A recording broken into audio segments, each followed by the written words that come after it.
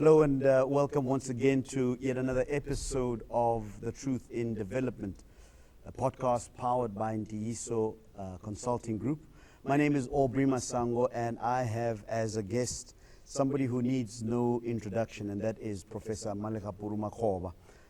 We've had a number of conversations, him and I, in the past, but today we want to talk about development, the idea, the very notion of development as it pertains to South Africa and in larger terms the African continent. It's a term that in many ways has become colloquialized and sometimes become a cliche and lost its impact. And I'm hoping that our conversation today is going to once again center us so that we can remember what it is that we're talking about when we speak of development. Prof, thank you so much for joining us today. I really appreciate your time. No, thank you very much, Aubrey, and thank you very much to the viewers of the program. So, Prof, I'm interested to understand this term development. What does it mean? I mean, we hear it all the time. We hear that South Africa is a developmental state, a capable developmental state. We speak of the need for development in South Africa and the continent. What are we talking about when we speak of development, Prof? Well, I think generically it means a state of advancement from one point to the other. And by implication, you are comparing yourself with other people. The world has got a group of nations, constituted generally into the UN, and they try and measure their rate or their level of development. So it's an advancement from one state to the other. I guess you can move from one end, you can be a developed country, or you can be an underdeveloped country, or you can be a developing country. So there are these various classifications, but all that it means is a state of advancement from one point to the other within the comparison of the nations of the world. Who do we as Africans, as South Africa, typically compare ourselves with? Well, I think South Africa compares itself with the rest of the world. I think we are a very highly competitive country, and we tend to measure ourselves against all nations of the world. We participate in a number of indices that measure progress, development in all forms of ways, like education, like in health, like in science and technology. All these are measures around which I think you can look at development for a nation and say how far or how well are we doing, what progress are we making from one end to the other. And sometimes I suppose it is used in the lifetimes of every government to see whether they have made a significant change or a change at all from one point to the other. Prof, you have an illustrious career in almost all of the fields that you've just talked about now. Science and technology, education, medicine, not only as a thinker in that field, I'm speaking specifically in medicine, but as a practitioner. Given your CV and the multiplicity of experiences that you have, where exactly, if you were to be asked the question, what is that one pressure point, if we could press in order to fast track the development of South Africa and indeed the continent? Well, I was born in a family of teachers, so I grew up in a family that valued education. And I have seen it as I travel the world, that really the foundation of any development is education. Because through education, I think you are able to acquire knowledge, you are able to acquire skills, but more importantly, you are able to understand the world in which you live. Because that's one of the most less spoken about element, that we live in a world that compares itself all the time. What happens in China, instantly I get to know. What I do in South Africa, the Ugandans get to know instantly. So we're always having to compare ourselves with each other and see how well we're doing or how well we can do and what lessons we can learn from the good or the bad that other people are doing in the world. I think that's the advantage of modernity at the moment, yeah. But education is the one thing that is the foundation of development, is the foundation of economy, and is the foundation of knowledge. One of the big debates that's currently taking place around the issue of education as a tool for development, one that I'm sure you're very familiar with, is that we have young people that stand on intersections of streets, Yeah. wearing their gowns, displaying their qualifications, saying that I Yeah. have this qualification but I can't find a job. Yeah. And the conversation has been that it's not so much a matter of the lack of employment, but rather a situation of young people being unemployable. Where do you stand on that? It's not that simple. I do believe that we should be able to employ all our educated people. I think it depends on what your belief is about education. There's a group of people that believe that you educate people in order that they get jobs. There's another group that believes that you educate people so that they can create jobs. And of course there is a third group that thinks that you educate people that they understand the environment and the world in which they live. And out of that, they make a choice of what to do with the education that they have. Let me give you a personal example. When I grew up next to a clinic. In fact, the clinic in my village is built almost in my father's yard. And my parents had a view that we will get our son to go and do medicine, and he will most probably come and acquire this clinic so that my father could become a clerk and my mother would clean the clinic and I could just be next to them. Shame. And we will forever live happily. So I went to do medicine. I never went back to that clinic. I passed that clinic before I go to my home every time. I actually visit the clinic just for them to It's see still functional? that it's functional, that I'm there, and if they need anything. The point I'm trying to make is that when my children, my parents took me to school, they thought I would do a particular thing. I have not done that. Neither did I practice medicine for a very long time. I ended up in research. I ended up being a university leader. I ended up leading the Medical Research Council. I only practiced medicine maybe for about 8 years or so in practice.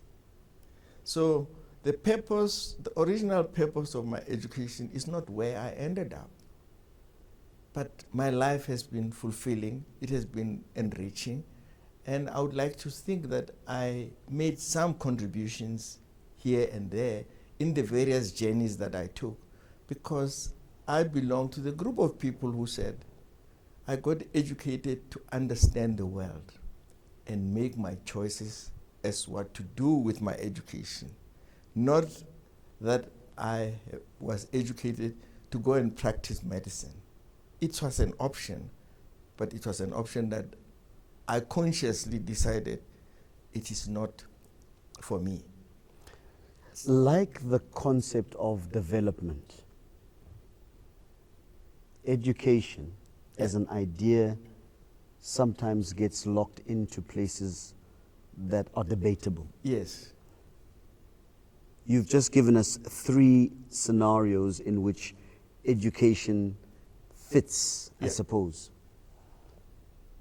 Why is it that we have people that are graduated from some of the best universities in this country that seem to be unable to find work? Is it a matter of the philosophy behind their education, as you've just explained now, to say that perhaps we've created people that are specialists for vocations that no longer exist? Or is it a matter of people who are so straight-jacketed in the way that they've been schooled that they are unable to interpret the reality that they are in and therefore apply some of the principles they've learned? What is wrong with the education? I think it's the latter. Yeah. I think South Africa has got a lot of what is called rote learning, where you memorize things, you straight jacket yourself, you are not open. And as I say, I think the open part of our education is a little bit lacking behind the rote learning. I think most South Africans appreciate students who are able to regurgitate what has been crammed or what is often called rote learning.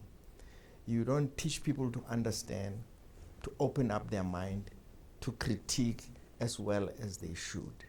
I think if we did that more, we would have a population of youngsters. I mean, I was fortunate to be Vice Chancellor at the University of KwaZulu-Natal. I saw lots of very bright people, And I encouraged them to think about what they could do with their knowledge rather than, fall into the pattern of saying, somebody is going to give me a job. Because when you are educated and you can critique the world, you should be able to find a niche for yourself. Is that not why then, Prof? That we are not seeing the kind of development that we should be seeing both in our country and the rest of the yes, continent? I think it's a problem. I mean, you can, if you want, you can still blame colonialism, that's what, the colonizers taught us to be. But we have been liberated for a long time to be able to wake up and say, what do we want to be as nations that compete and compare ourselves with the other nations? And what game, what rules must we set that allows us to be able to improve and to advance in whatever measure is being used to measure this so-called development in the world? Can we genuinely say then that if we have, let's say, 10 students and 9 of them are victims of this rote learning, yeah, and one of them gets to have this open approach to reality that I must interpret, can we say that the 9 are educated? They are learned. In fact, they are certificated. I think we have a lot of certificated people. That I think we can't argue because statistically it's there. As I say, it's really how you interpret the whole notion of education in your life. If you think that you studied so that you can go and look for a job, when you finish your study, you're going to be looking for a job. You're not going to think about creating an opportunity. Prof, one of the interesting phenomenon that has taken place in the education field in recent years has been the rise of the fees must fall movement. Yeah. And one of the things that they were saying was that we need free, decolonized, and quality education. It's a conversation that I think even your generation were waging. Well, I was in that debate. Yeah. I was in that debate. What is the relevance of that debate in relation to the conversation that you and I are having now about how education can be a stimulant for the development that you started off talking about? Well, I think it brings the second important point about nations and education. Education is really an expression of culture, of a people. It's a cultural expression. And for South Africa, to be specific, we all, I think, imbibed colonial education. We all went to participate in the struggle. And then in 1994, we were free and we voted freely and got our new country. What we forgot to do was, how do we invest in education? That's the first thing. The second is, how do we change the education of the country such that it is in line with the cultural expression of the majority people? Basically, we got the freedom, but bound ourselves to an education that is alien to us. Because Bantu education and colonial education was really to perpetuate us to be servants of our masters. And when you are a servant, you can never be better than your master. And unfortunately, we were so excited that we got our freedom that we forgot, first of all, to invest in education and to transform the education such that it is in line with the way we bring up our own children. Now, at the moment, we are terribly confused because we try to bring our children in our traditions and our values, but then they learn something when they get to school, and then they come back home and they clash constantly. So part of the delay, I think, in our development in Africa and in South Africa in particular is our failure to actually transform education such that it is in keeping with the way, with our value systems and our tradition. You know, when you are a Ndebele or a Sotho or a Zulu, you don't get educated such that you become less of a Zulu or less of a Pedi. That was not the reason why I went to get educated. I just wanted to become a Pedi in the modern world, but retain what a Pedi should be. Not that I should become a half-baked English person or a half-baked Afrikaner. That's not what they do. But unfortunately, I think we are caught in this spiral of a failure to understand the relationship that education is a cultural expression of who we are. It's a very complex issue. Yep. One of the things that you point out is that misalignment between our cultural heritage and our need to live in a modern world that is undergirded by science and technology. And very often we speak of the modern world and we call it the Western world. I think it's a bit of a misnomer. That's correct. But you'll explain that to me. It just intuitively, I just feel like, no, modernity does not necessarily have to equal Western. No, it doesn't. African can be modern too. Correct. While it remains loyal to the heritage, to the identity of being African. The Hollywood people tried to tell us that it's Wakanda, but that's another conversation altogether. How do we bring about that alignment, that cultural alignment with the realities of science, technology, modern philosophy?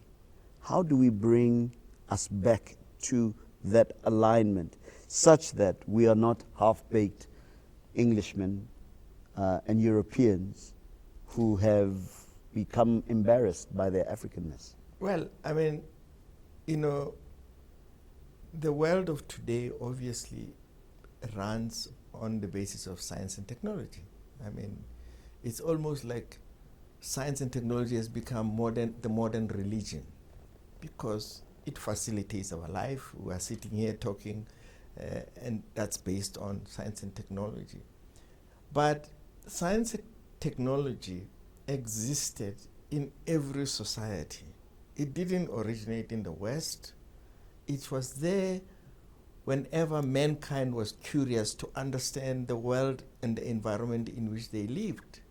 So that we were here in Africa and other people were in Europe did not inhibit us from having science and technology, because we were trying to understand how we can live better, how we can survive better, the weather and the environment in which we were. So the notion that science and technology is a Western phenomenon, I think, is a misnomer, as I think you correctly point out.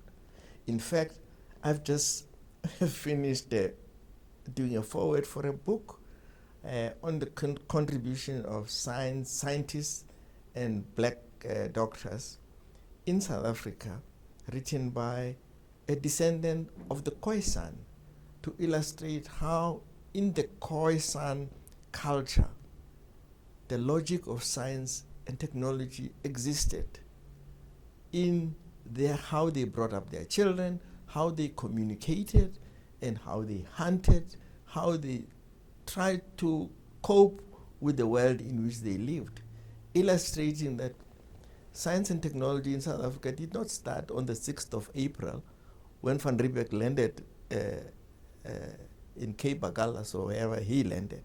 It was there within the indigenous people of this world, because it was linked to the way they brought up their societies. And again, it's education, because that's how you raise up your children. There's formal one, the informal one. And there is this logic of how you think, which is science and technology. So the two things are actually linked together. Prof, we started off by talking about the fact that we've become victims of credentialism. Yeah. The fact that I hold a particular certificate is the goal. Yeah. Not necessarily how I can solve problems with the knowledge that I have. Yeah. One of the unfortunate things that I see in the political discourse in South Africa at the moment is how people are belittled because they don't have a particular certificate, which I find quite unfortunate. I would have expected that those that are educated would understand the need for what people call epistemological humility. But it appears to me that once we are victims of credentialism, the goal is to talk about the credential and not what the credential can do. Yeah. But you point out that we need to realign our understanding of the world as taught to us by our institutions with our culture.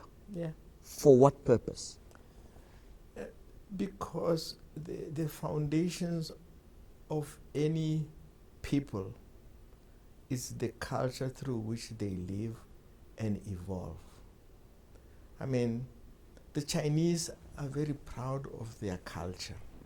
It goes thousands and thousands of years.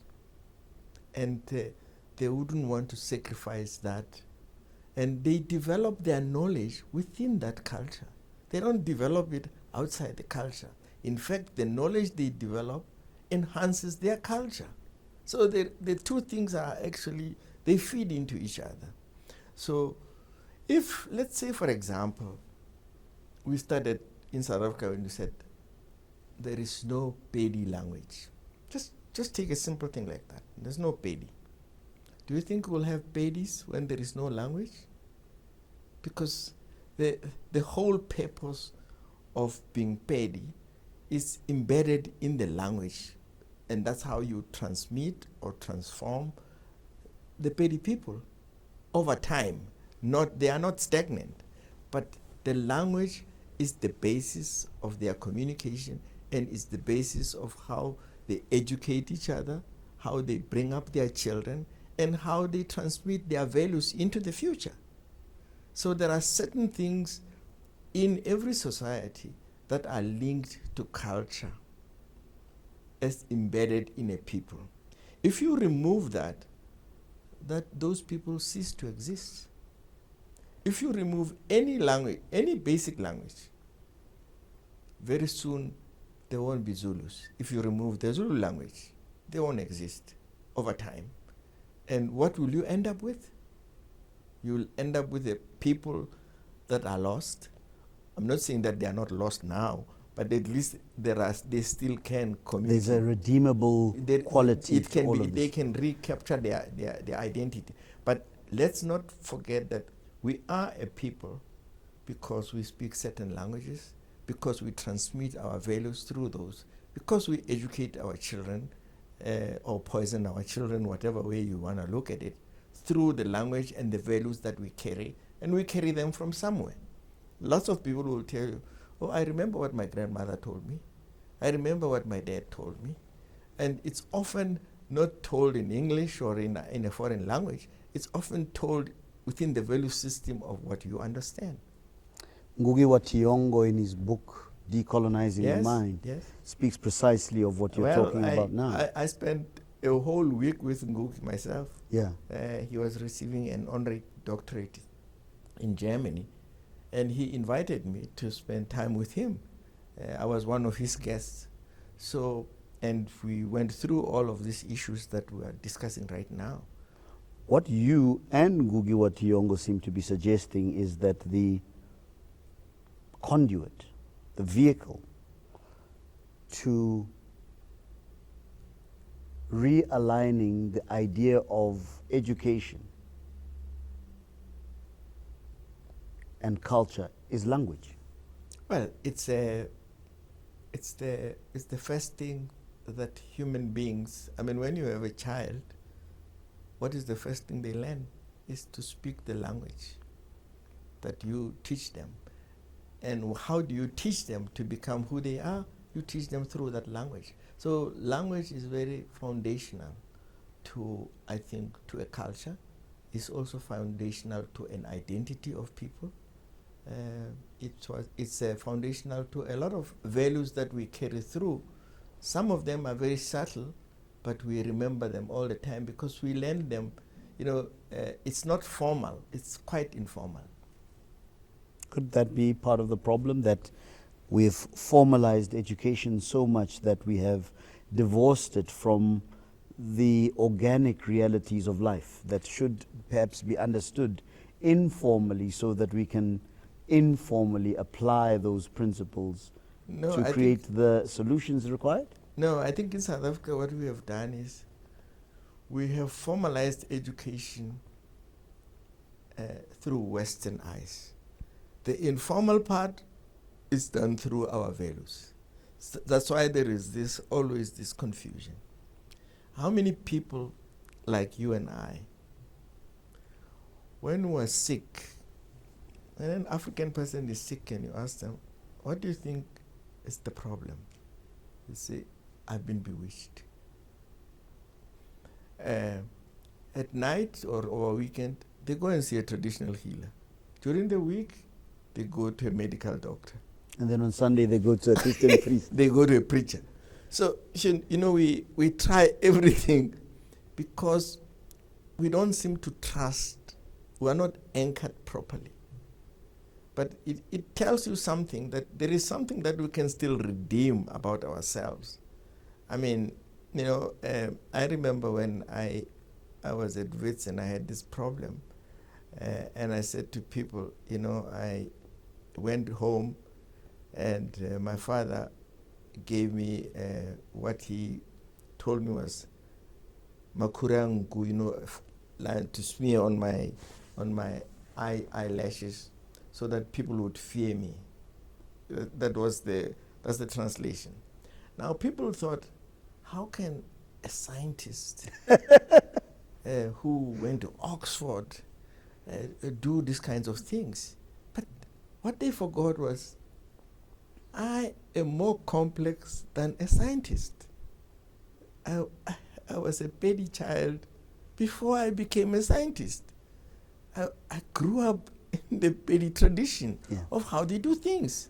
And I can get educated, I can use these things sophisticatedly, But I can't deny myself. Divorce, yeah. I can't divorce myself from that. Now, people confuse the two things.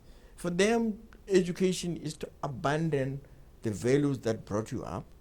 That's why some people, when we were growing up in Skokoni, they would come to Pretoria for a weekend, and when they come back, they've even forgotten how to speak Pedi. They try to speak like Pretoria people, Waiti and kind of stuff like that. Yes. But that is, I think that's the confusion in which we exist. But really, to come back to the issue, I think when we got our independence, unlike Zimbabwe, and I'm going to come back to this, Zimbabwe did something, invested in education.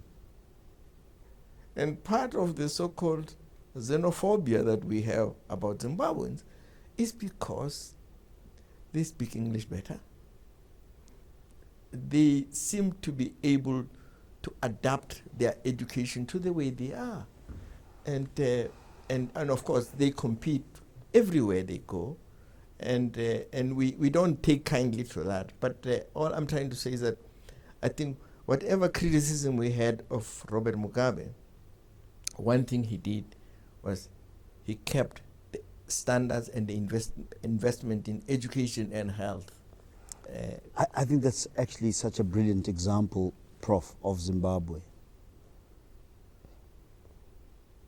Zimbabwe is well endowed with people that speak a lot of good English. Yeah. But some people will argue that with all of that education and all of that good English, Zimbabweans are in South Africa and in the rest of the diaspora and are unable to solve their problems. And that is part of the reason why there is a retardation of development, not Yes. only in their country, Yeah. but in the rest of the continent, not because of Zimbabweans, but precisely because of that, of the fact that we are good English speakers, but we are unable to create a septic tank. Yes, because that's a political issue. It is not an issue of education. The two things are related, but not necessarily directly. I mean, the political environment, which is supposed to provide the environment for that education to be used properly, has been decimated. And that's why they are selling their skills everywhere. And of course, out of that, from jealousies and other things, they face the challenges that they face.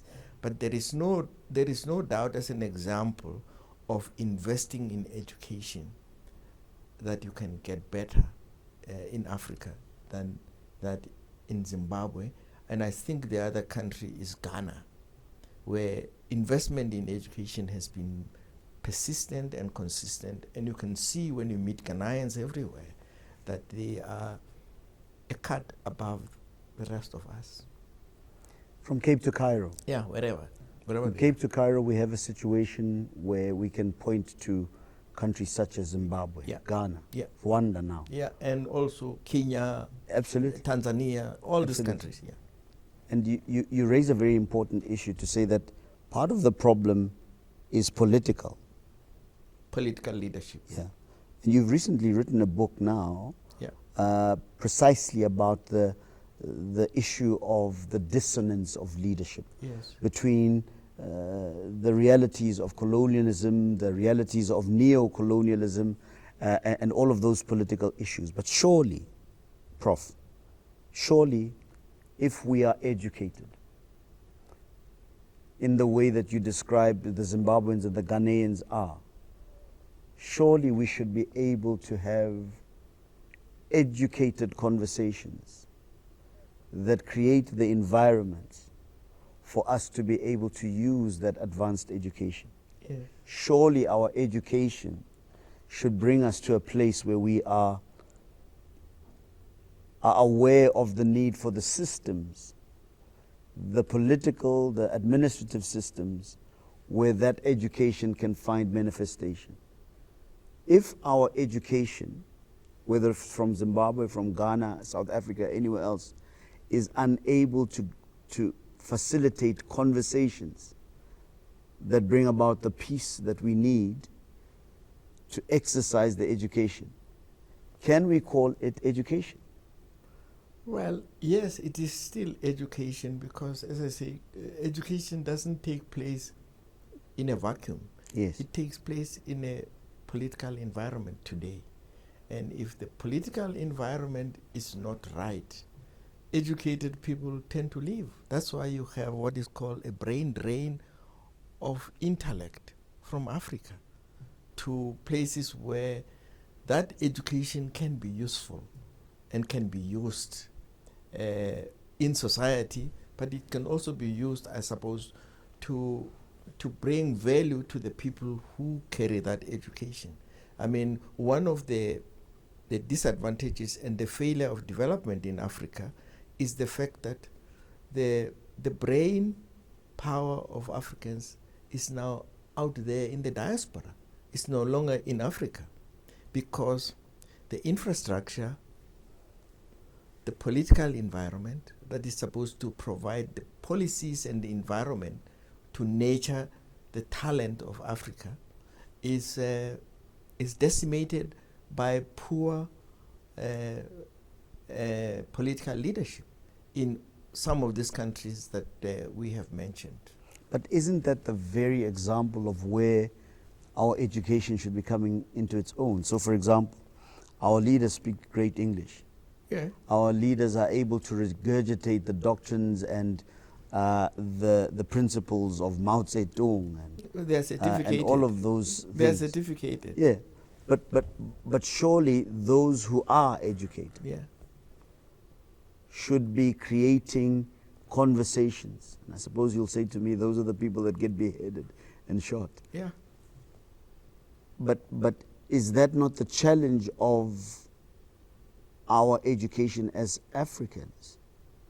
That it should be able to find innovative ways? Well, I mean, as we have been discussing, there's a relationship between education, the political environment in which it exists.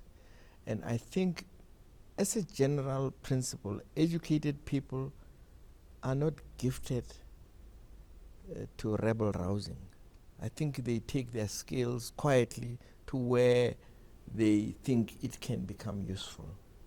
And hence we have this brain drain. African political leadership, you can remember, I think earlier on, I think when Africa was getting independent, it was characterized by coups. They are less now. Democracy is beginning to entrench itself, but we still have lifetime politicians that don't want to leave office and that are reluctant to leave office even when they have made mistakes or they have been voted out.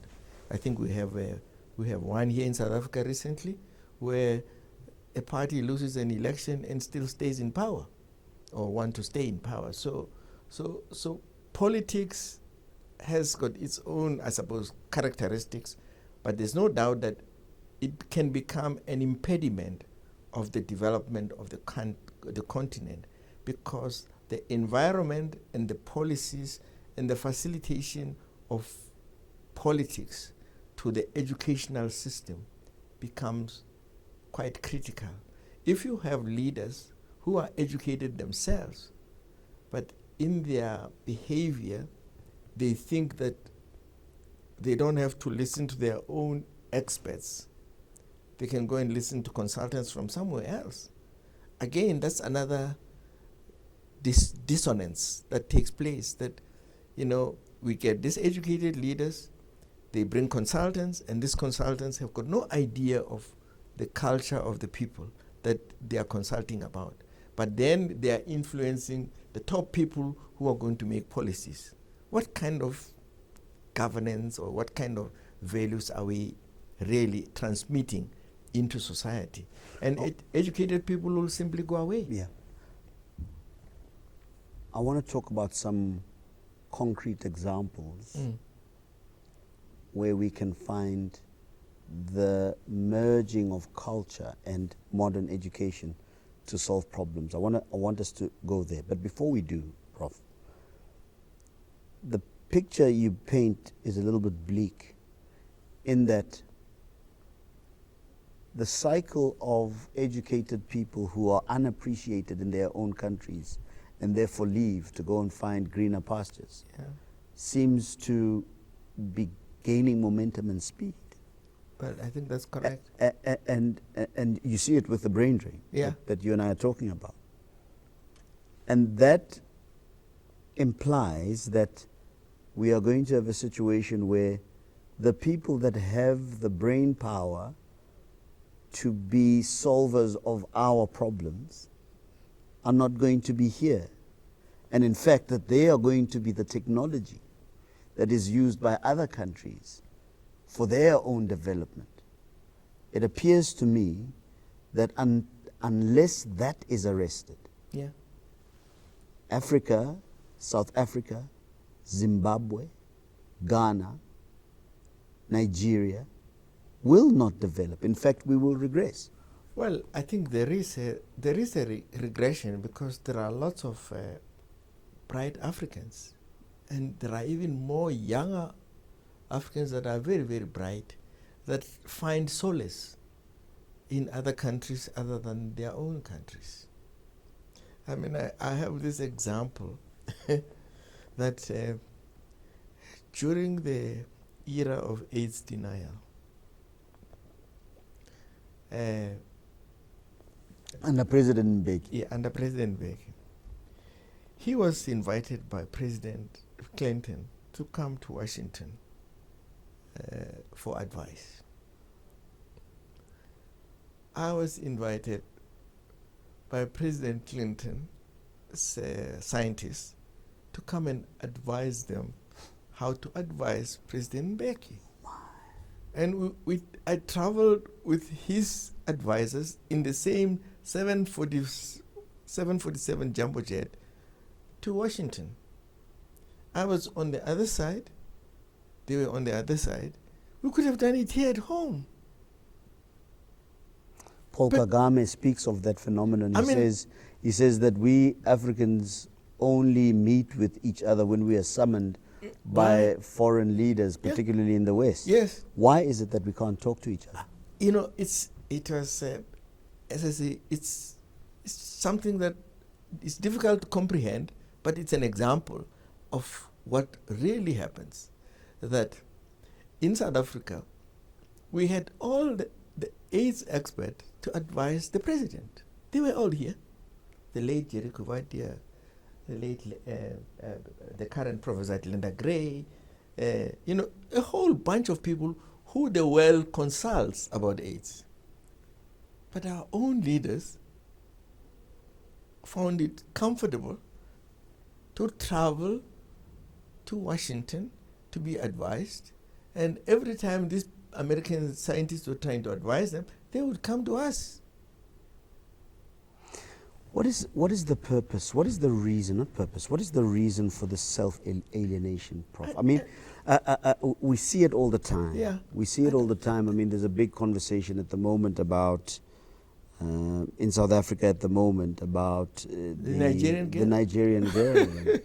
And whether or not she's South African or not, and all of those kinds of things. I mean, we're talking about the Nigerian girl, but actually she's South African. Well, she's a South African with a Nigerian surname.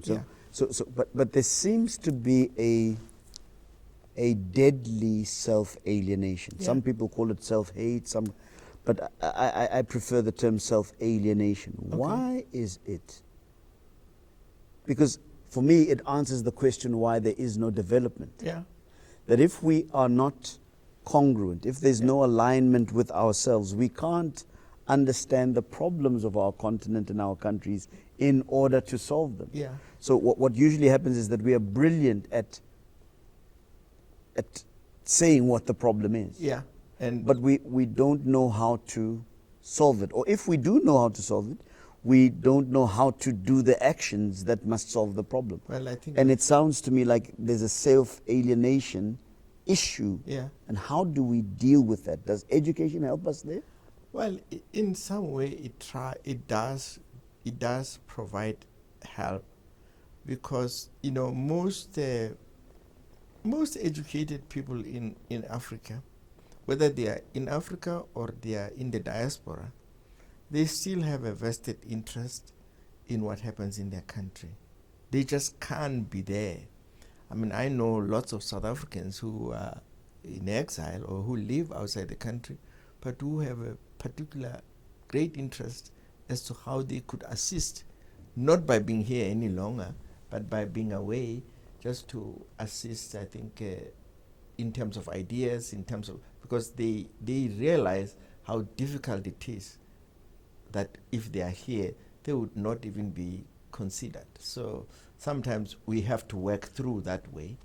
It's a slow process, it's a painful process, but nevertheless, I think the things are turning around. And I'll give you an example. You know, during the COVID pandemic,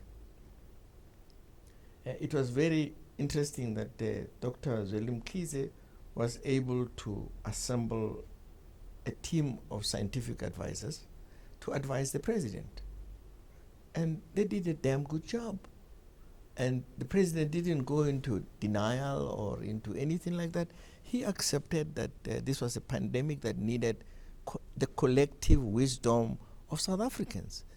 And he used South African expertise to come up with the advisory group, that the ministerial advisory group, which was an excellent idea, and it assisted in solving the problem.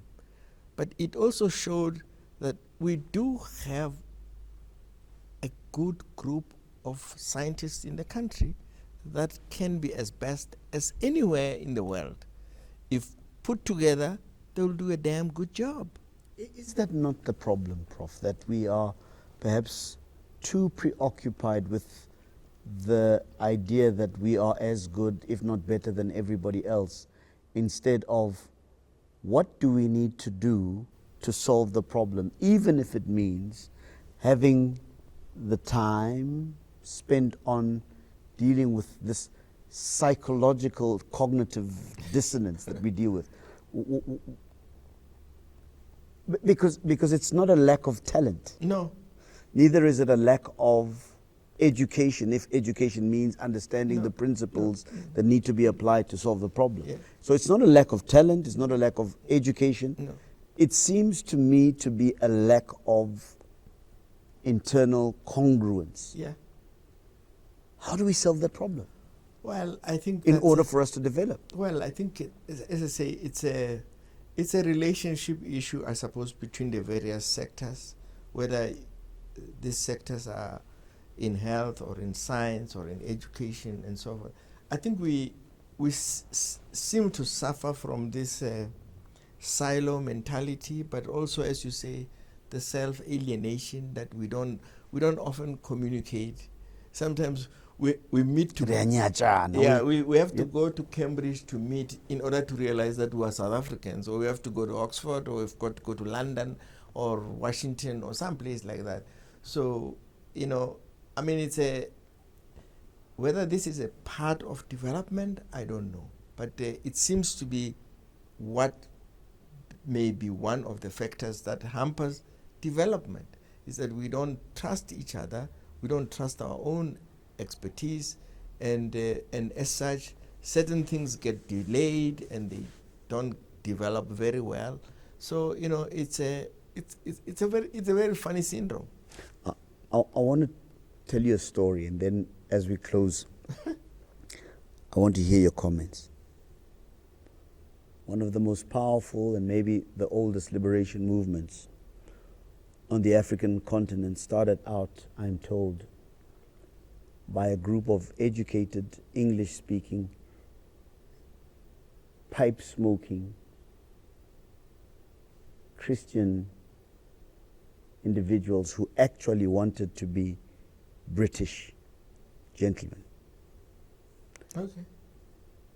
And then later understood that they were not having resonance with the rank and file, who were still steeped in traditional ways.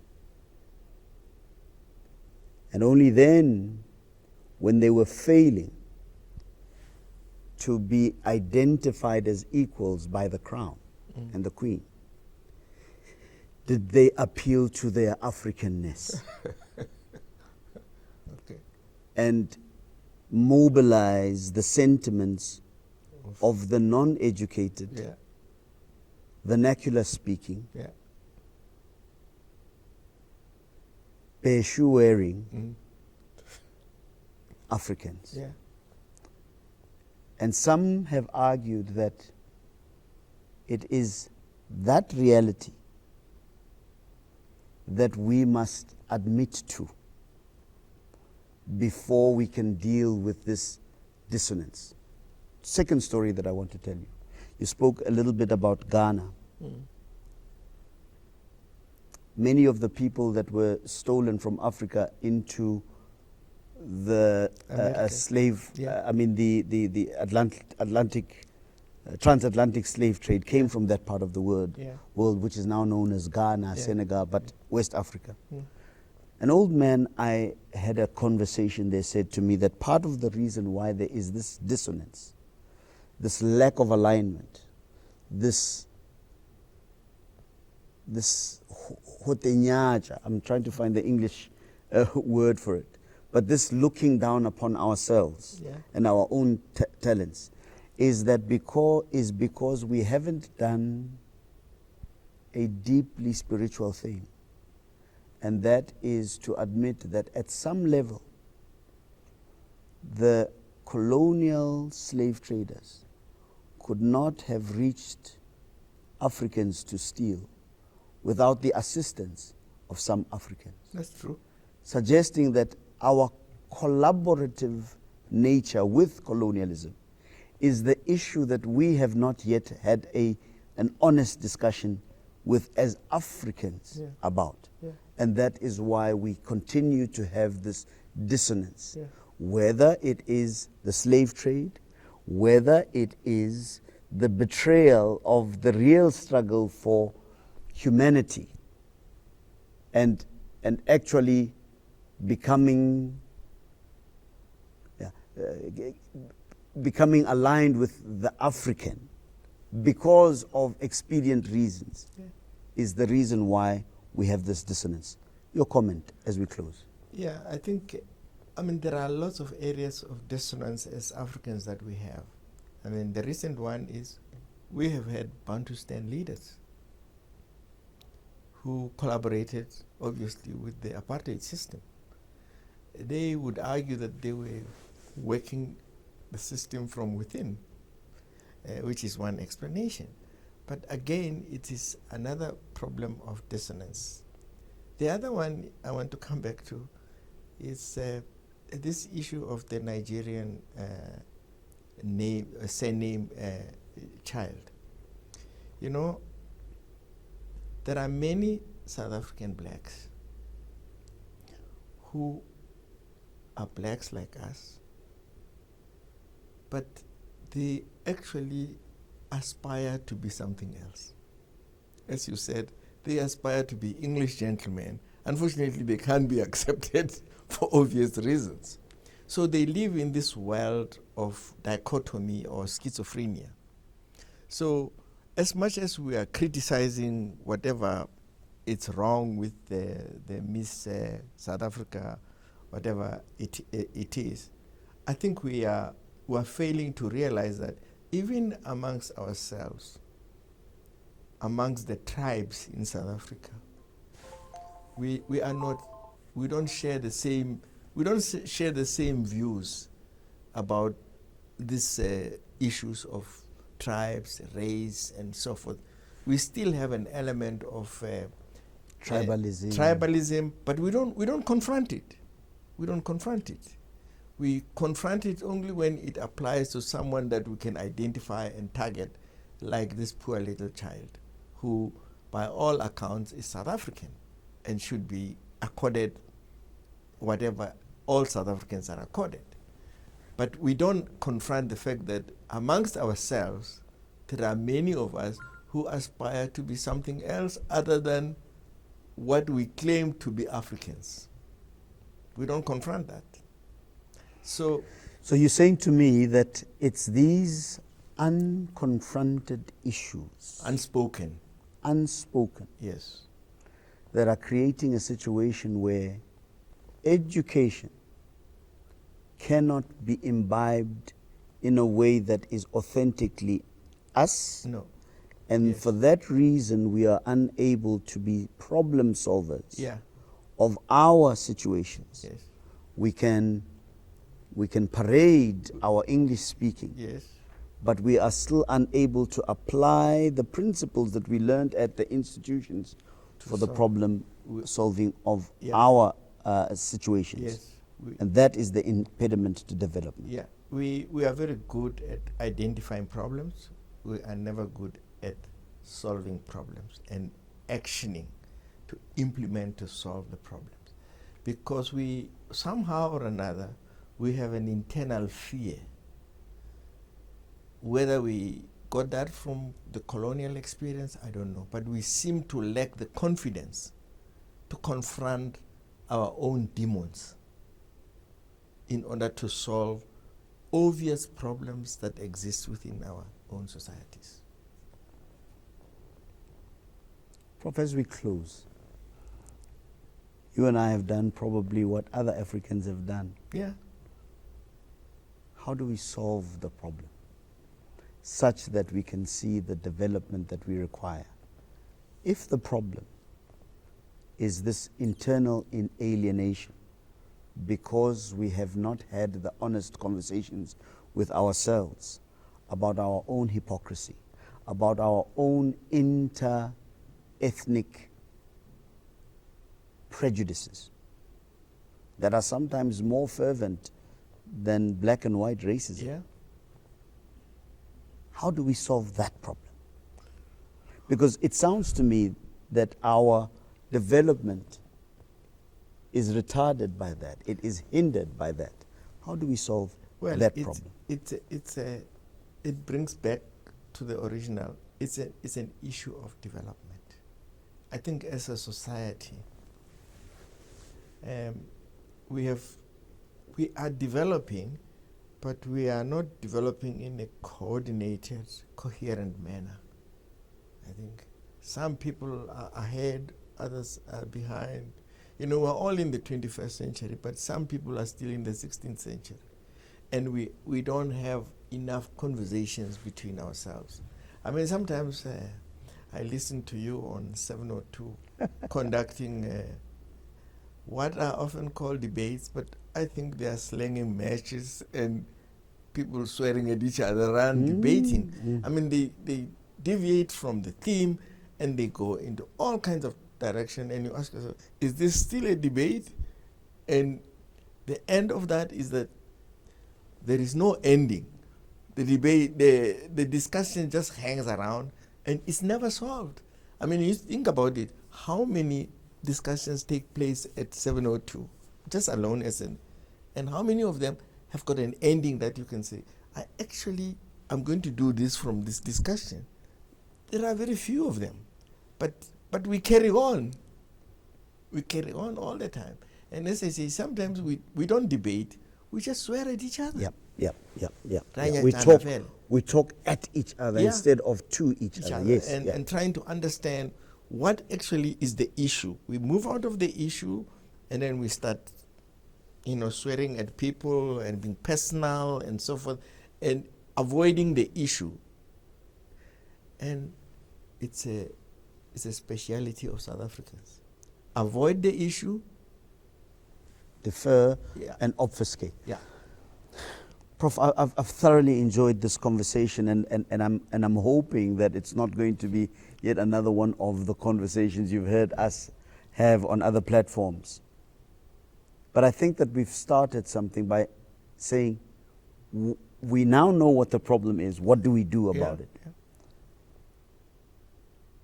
Do you think that our development as South Africans, as Africans, will take place in a more coordinated, authentic way if we have these difficult conversations that we are sometimes afraid to confront. You know, I want to quickly digress and say that as Africans, we've been fighting on two fronts. We've been fighting on the front against colonialism and its various manifestations. Here in South Africa, colonialism manifested as apartheid. Yeah. And we fought the fight that says, we are good, black is good, black is powerful, black is positive. And therefore we are brothers as black people of our different ethnic groups. And the same example can be made of the rest of Africa. Yeah. We had this idea of the oneness of Africans in relation to our battle against colonialism. Yeah. The conversation we didn't have post-colonialism is the recognition and the acknowledgement of our differences, so that we can then work towards a unity that appreciates and accepts that difference. We seem to have lived in a manufactured reality that says we are one, we are the same. You know, Al Jarreau has got a record called Let's Pretend. That's the message from Al Jarreau's record. Are we being forced to stop pretending, you think? Not really, but I think most of our life and our history and our development has been guided by pretense rather than by reality. I think we are not very good at confronting our realities. We like to confront other people's realities. I mean, we can go and fight with the Palestinians, which I think is right, but we can't fight our own battles here at home. Prof, this podcast is called The Truth in Development. And I think that for the first time in the very many conversations that I've had, we've started to touch on that aspect, the truth in development. I want to thank you very much for your candid, as always, your candid way of speaking about these things, which I think is probably the antidote to the issues that we have been talking about that slow down or stop our development. I really hope that those who see this conversation will, if not change, consider the issues that we've raised. I want to thank you very much for your time. Thank you for the opportunity, and I hope that it carries the message that it was intended to do. Professor Malekapuru Makgoba has been my guest today, and I'm hoping that, as I've expressed, that this is going to be something that edifies, that makes us think a little harder about our situations as Africans with regards to development. Thank you once again for listening to our conversation.